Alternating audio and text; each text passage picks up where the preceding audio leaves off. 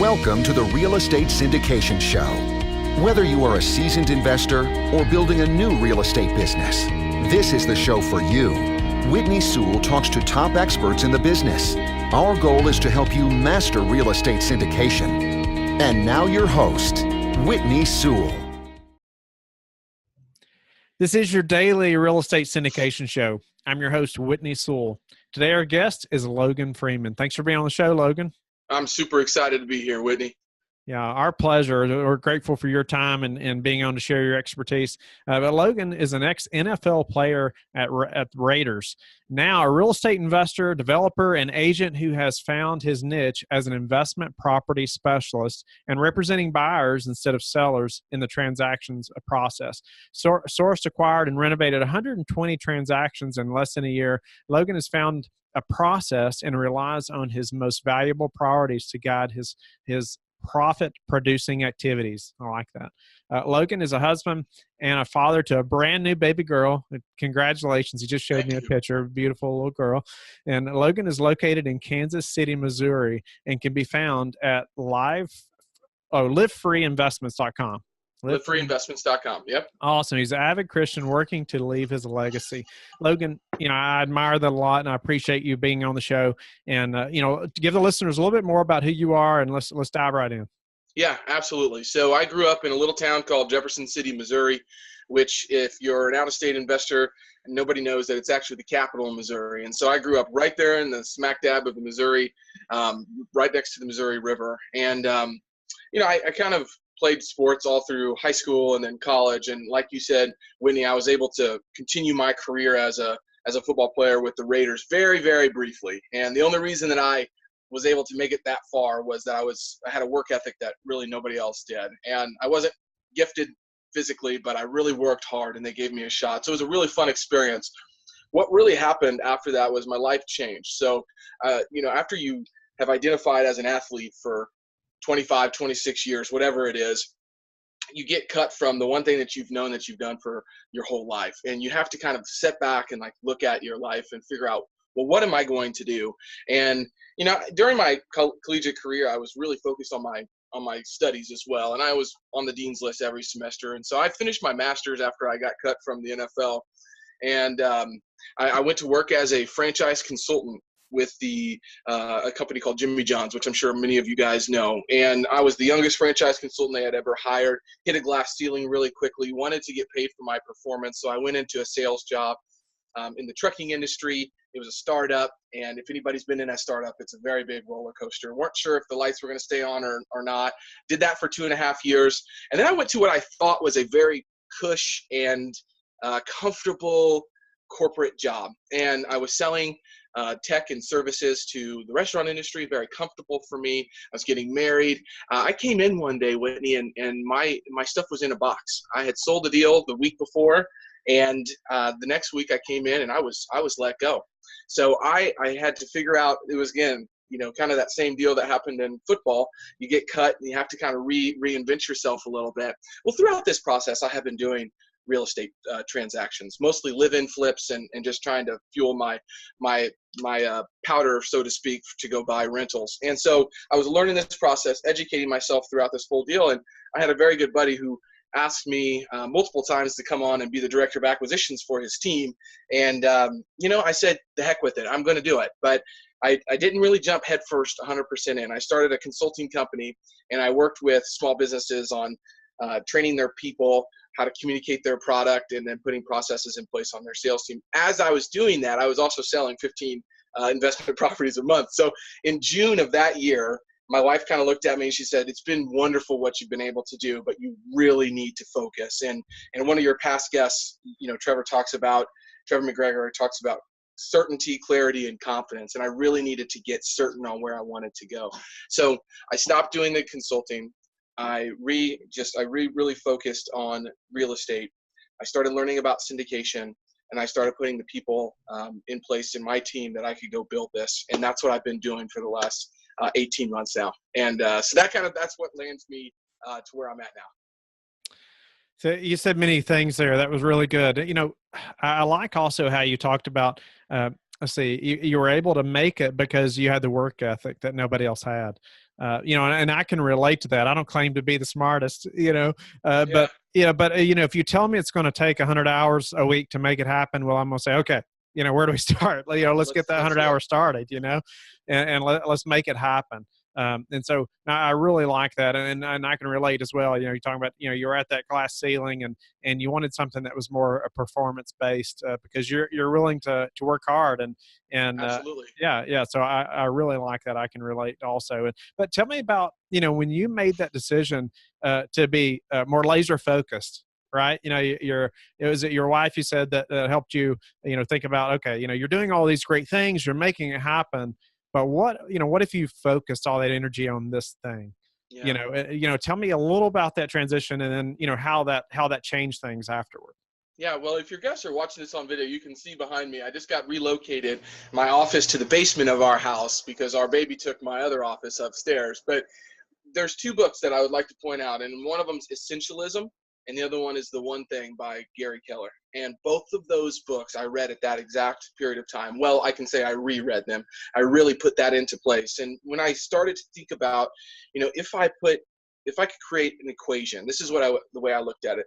If I do X plus Y, then I can equal Z. And I figured out what that equation was for my most valuable priorities that we were talking about in our introduction. So really it was viewing properties and making offers. That's really what I needed to do. So I viewed over 700 properties. I made over 450 offers, and I really positioned myself as the expert here in Kansas City as an investment property specialist instead of having to prospect for people. So before that, I was working just so much in the business that I did not have time to look at the holistic picture and work on the business. And those two books, and my wife, who is a small business consultant, really looked at me and she said, why don't you pick the one thing that provides you the most profit producing activities and go do those things? And so that's how I got really refocused on just doing real estate instead of running my wheels crazy trying to build CRM systems for consulting clients.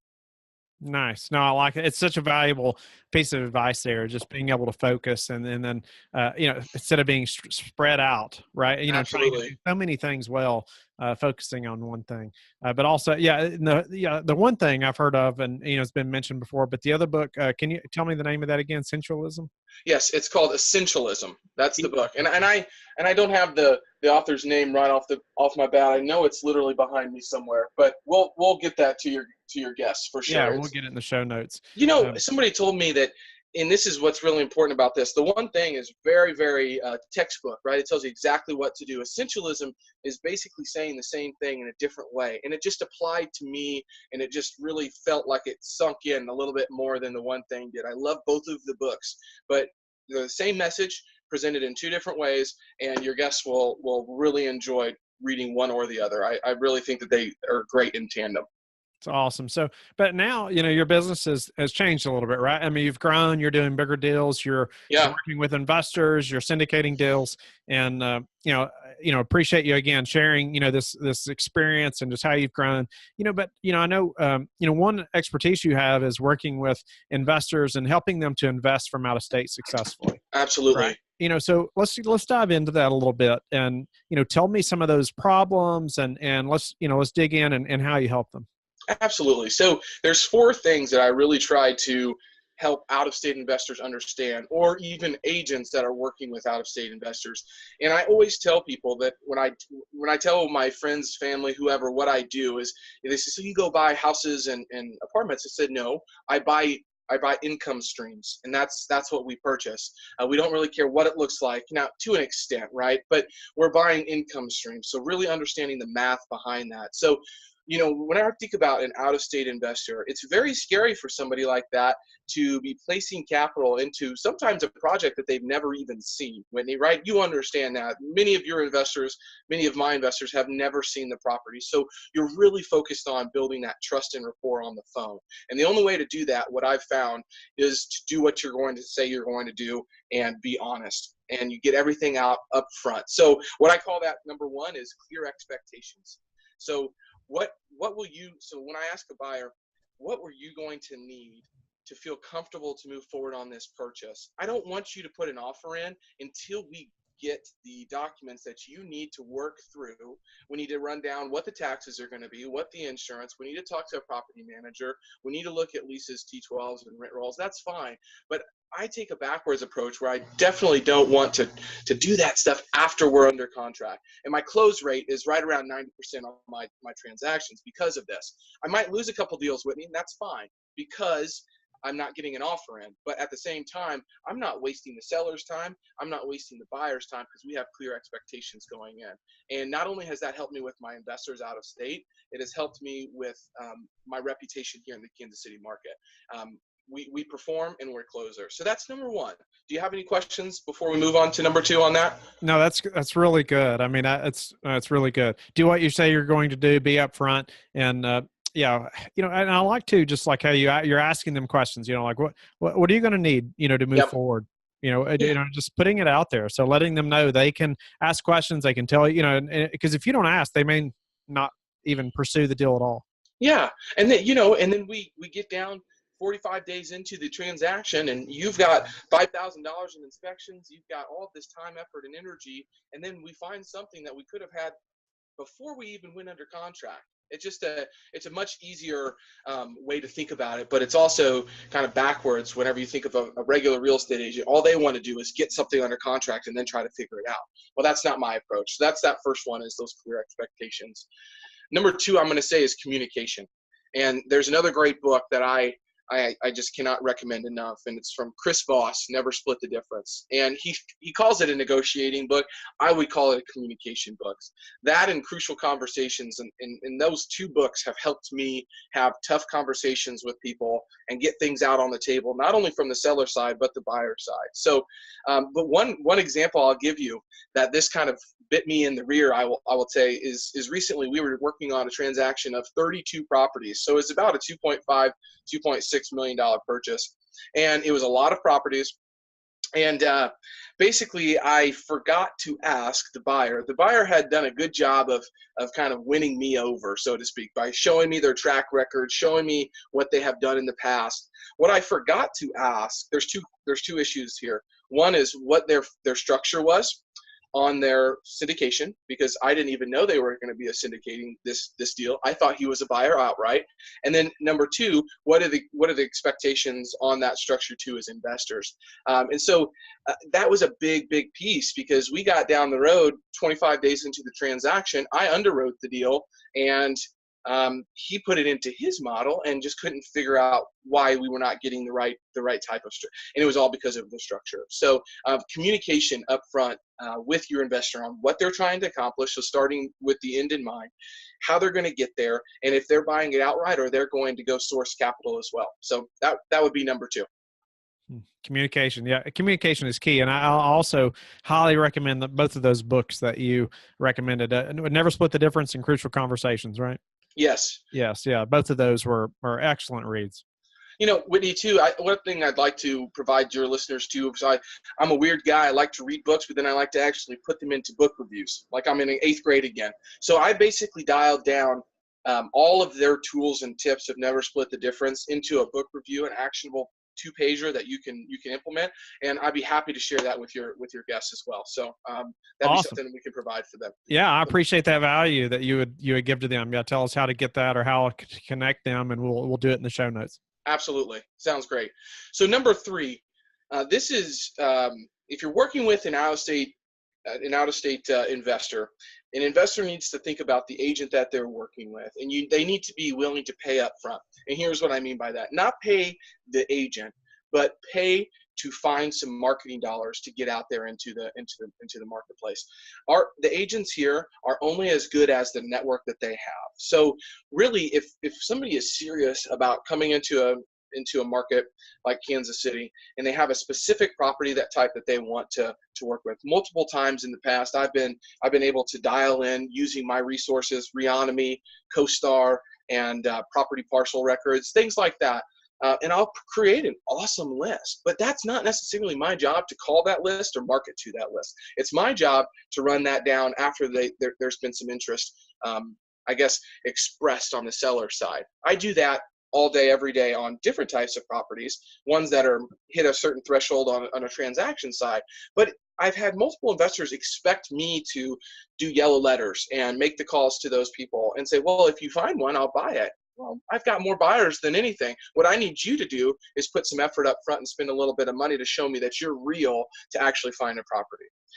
So that would be the third one, is be willing to pay up front and show an investor's agent that you're willing to put some money into the marketplace. I've got some really great questions that I ask out-of-state buyers to really weed out who's real and who's not.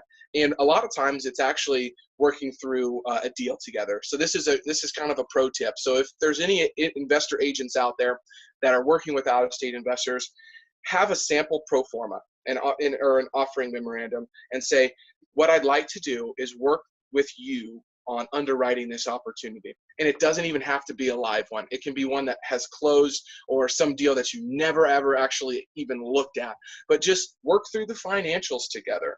See how they underwrite the deal and see if they are actually understanding what is going to make a good deal and not make a good deal, and see what's going to work for them. You will save so much time instead of then going and trying to source deals off of CoStar or LoopNet and then send just deals over to them. If you work through one and take an hour to do it and work through the underwriting with them, you'll know exactly what to send them going forward. So that's a pro tip, and you'll also weed out a lot of people who might say, well, I had this happen to me the other day, actually, Whitney. Somebody said, well, what's your investment criteria? And they said, well, I really need to get an IRR of 100%. And I kind of looked at them and I was like, so you're finding deals here in the Kansas City market with that? Yes, I don't touch anything under 100% IRR. And I just kind of said, I think that I need to think about that, more in detail. And I'm not sure I can provide that to you. But at the end of the day, I knew that he was completely off on what he was actually trying to say and communicate. But that kind of showed me that, he's not maybe a necessary real buyer, and say he might say that he is, but he's actually not. So be willing to pay up front on some marketing dollars and work through an underwriting together. That would be number 3. Technology is creating opportunities in the commercial real estate industry at an increasingly rapid pace. Technology-fueled innovations are enabling those forward-thinking firms to reduce back-office costs and risk, raise equity faster, and increase asset performance so that they can focus more time on activities that drive revenue. Today, IMS is the most widely adopted investor management software for commercial real estate firms. Visit us at investormanagementservices.com.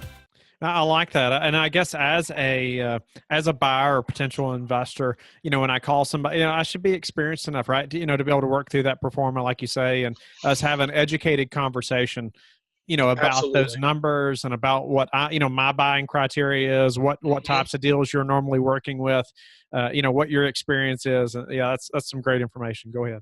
Yeah, absolutely. And the last thing is to get everything cleared up front so that you can perform. And this kind of piggybacks on number 1. But for example, I've got a listing on a 32-unit property, and I'm really telling those buyers that are contacting me on it, I don't think it's very good for us to put an offer in until you have done your whole process and that you can perform. And so this is where I really ask for, where do you own other properties? Have you syndicated before? Do you own anything outright? And what is it going to take for you to actually perform? And then also, this is an easy one where you can talk to, I have them talk to my local bank that we've done multiple $1 million transactions with, and say, can you underwrite this person for me and see if they're a real deal? And now the bank can't necessarily tell me what they find out, but they can say, hey, I couldn't give them a pre-approval letter. So once again, if you can get everything cleared up front so that you can perform, you're going to have, an out-of-state investor is going to have so much more, I guess, success working with an investor's agent like me if they're going to perform and everything is taken up front. So those are the 4 things. Let me just run through them one more time. So having clear expectations, what you need to do to have your due diligence and criteria, and then having very good and solid communication between both parties. Be willing to pay a little bit up front and make a good faith estimate, and then get everything cleared up front so that you can ultimately perform. Because if you perform, I'm going to bring you more transactions before I bring anybody else. Whitney, none of my transactions that happen you'll ever see listed.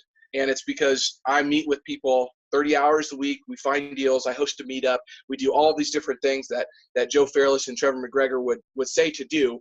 But none of those are going to come. And I get to pick and choose who I send those to. So if you've performed in the past or can do those 4 things, I will be very, very incentivized to send you my off-market opportunities that are never going to hit the internet. And what should we be willing to pay up front, and what are we paying for? I think that if you have a very specific property type, it's really, and pay is in 2 ways. So pay with time, your time as an investor, out-of-state investor, to underwrite the deal is what we talked about. And then actually, if you have a very specific property, like, for example, I had a guy who wanted to, and this was last year, he wanted to do some marketing to some off-market fourplexes. He had a very specific property. It's called a PCA code here in Missouri. So it was a garden-style fourplex that he wanted. It wanted to be built after 1980. So I was able to easily pull him a list. But what he did was he looked at that list. He went down the list and he figured out which ones in the right areas that he wanted to market to. And he and his wife sat down and wrote 35 different yellow letters, or actually wrote them themselves. So they actually wrote letters to these sellers explaining his situation. He was an Air Force guy. And he ended up buying 2 of those properties, and getting 2 of them under contract. He closed on one, and he wholesaled the other one and used the money from the wholesale to pay for his down payment on the other one. And I think all in all, he said he spent about $250 on that. So basically buying the postage and some other things like that, but it was mostly just his time. So I'm not saying that you need to spend a lot of money up front, but be willing to spend time with that investor's agent. And if they do provide you something, then go spend the time to actually do what you're going to say you're going to do as well. So it's a 2-way street on that piece. I like that a lot. I mean, you're just showing some investment, even if it's your time. I mean, you're going to notice that I'm going to take the time to even come there and meet you and see the property in person. Obviously, that's an investment, right? That's another great example, Whitney, is get in a plane and come, and I will spend all day with you, and we will go look at properties, and that's a huge investment. I know people that are willing to do that are real about actually spending money here. Right. And even if we don't close on maybe the deal I'm coming to look at, it's just continuing that, building our relationship, right? You see I'm serious, you're going to learn a lot about me by spending that day or even half a day with me and each other and just our conversations. Totally agree. Logan, what's been the hardest part of the syndication process for you so far? I would say systemizing the actual process itself. So, this has been a learning experience for us when we have gone into the syndication piece. My partners and I own over 650 apartment complexes and a bunch of commercial buildings. But at the same time, we've never had to go out and syndicate those properties. So figuring out the process with working with SEC attorneys, then actually getting a PPM put together, subscription agreements, and then actually getting people to fund the deal. That's actually been, even though that they've said that they really are interested, signed letters of intent, gave us soft commitments, when it came to actually fulfilling those, we had a lot of last minute people who did not. And thankfully, I kind of foresaw that, and I had multiple people to call and that I had spoken to and was able to close the transaction. But I think the most difficult thing would probably be following some type of process from internally at my company, but then also, with them and with the investors, making it.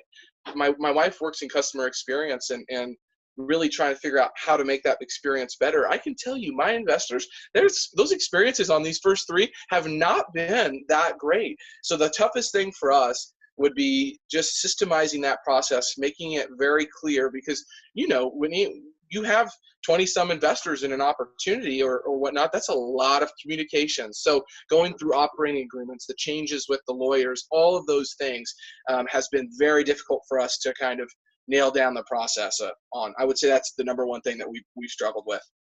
Nice. And what's a way that you've recently improved your business that we can apply to ours? I'm going to say, well, I had my baby in February. Before that, I was a 3:30 a.m. guy. And I work through this productivity planner by Brendan Burchard every single day. So the number one thing that's really made my business explode and understand what's going on is setting up my day before 8 o'clock hits, basically. Before I saw, if I can own from 4 to 8, and Hal Elrod is a guy who has a podcast. He works the Miracle Morning.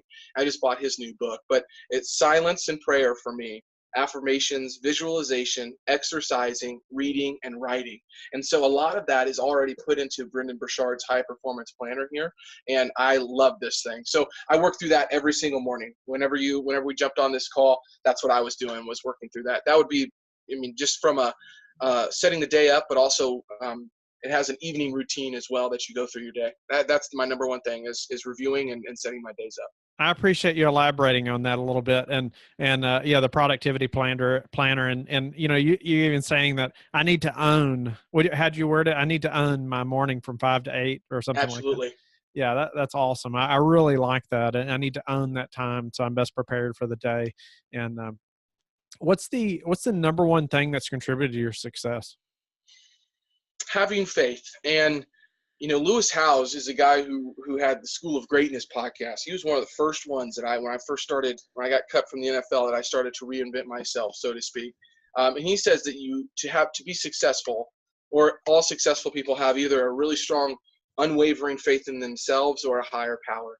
And for me, Whitney, it's been having a faith in a higher power that has led to having a stronger faith in myself. So believing in myself, believing in God, and letting that work through my activities every single day has absolutely been the number one. Because when you're on this entrepreneur's roller coaster, there is a lot of days where you feel like, I'm not sure why I'm doing this. And it'd be really easy to go down the street and get a job. But then there's other days where you're like, I would never do anything else. And that delta between those two is where you have to have faith. That's what I would say. And Logan, before we have to go, how do you like to give back?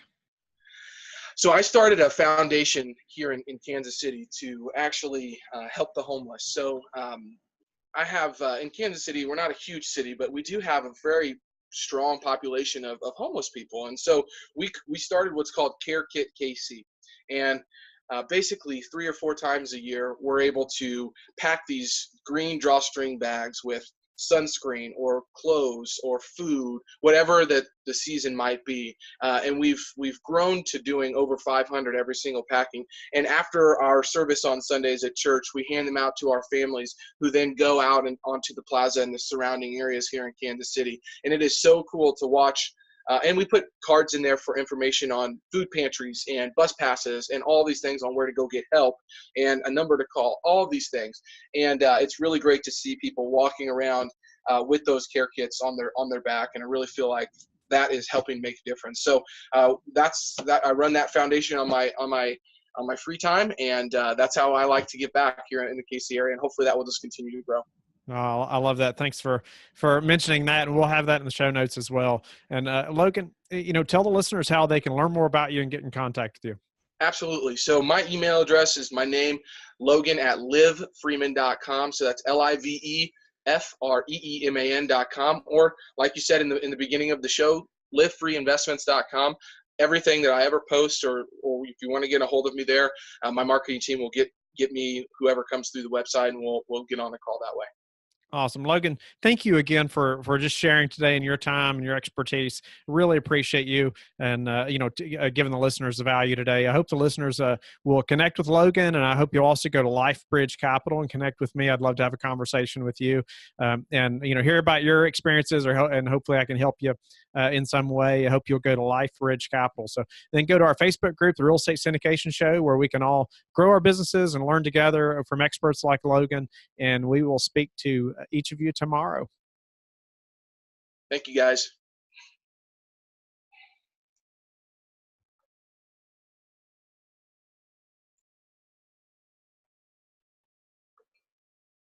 Awesome. Thank you, Logan. Absolutely, Whitney. I really enjoyed it. I know that you've got to get onto your next one. So I do want to connect with you about your syndication. I'm actually really interested in it. So I'm going to watch the webinar today.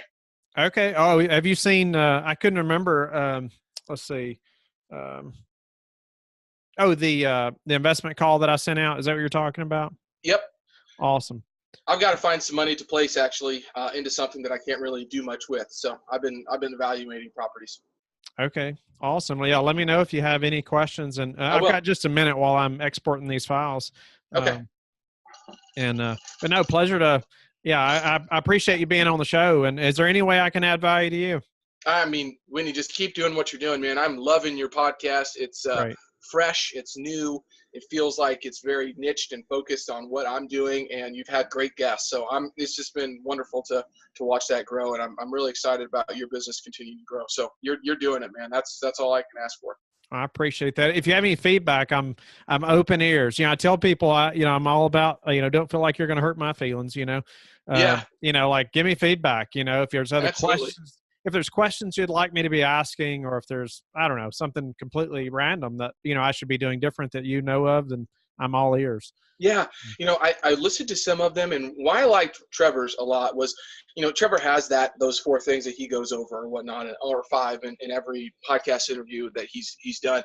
I think that if you have something like that, there's like 3 or 4 bullet points that I tried to do today to how to work with an agent. Mm-hmm. If each guest had something like that, I mean, and I'm sure a lot of them do, but even from the process of being on the show, say, hey, I would like you to pick one thing and have 3 to 5 bullet points on how you're going to go over that, and let everything kind of flow from that. But that being the core of it, I think that would be really, really great. And I'm so glad I listened to a bunch of the episodes, so I came prepared to do that. But I know myself, and I'm rambling right now, but I can ramble for a long, long time. And I'm sure a lot of your guests are good speakers as well. So it'd be, I think that's probably the only thing on that sheet that you send out, maybe just mentioning something like that. Now that's a really good point. I like that a lot. That help them, help the guests stay more focused, help us kind of stay on track a little better. I know sometimes it's hard for me to cut people off. They get in a big way of talking, and I'm like, I gotta stop. You gotta stop. We gotta keep moving on. Yeah, that's right, and it's difficult. It is difficult. But anyway, and it's a skill that I'm trying to develop or get better at. Yep. But it's hard. But yeah, it's good. No, and I really appreciate that feedback. Of course. Yeah, and anytime. So reach out. Let me know if you're obviously interested in that opportunity, or in the future, or if I can help you. Let me know. Okay. Thanks, Whitney. All right, have a great day. Yeah, pleasure. Okay. See you later. Thank you for listening to the Real Estate Syndication Show, brought to you by LifeBridge Capital. LifeBridge Capital works with investors nationwide to invest in real estate, while also donating 50% of its profits to assist parents who are committing to adoption. LifeBridge Capital, making a difference, one investor and one child at a time. Connect online at www.lifebridgecapital.com for free material and videos to further your success.